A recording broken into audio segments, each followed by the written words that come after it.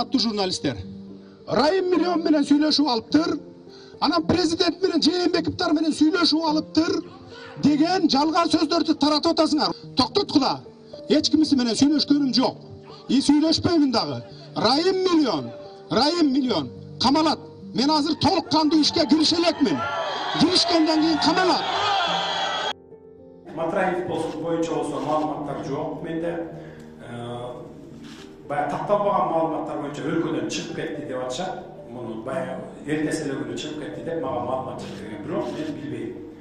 Менин иштөө стилим башкача. Мисалы Райымды азыр апарып 5 секундта камап койсок болот. 4 дубалда жата берет. Тыйын келбейт. Анткени ал өзү камалгандан кийин шотторунун баары жабылат. Бардык коррупционерлер кусат. Биз кустуруу жолу менен кетебиз. Куспайбы анда камалат.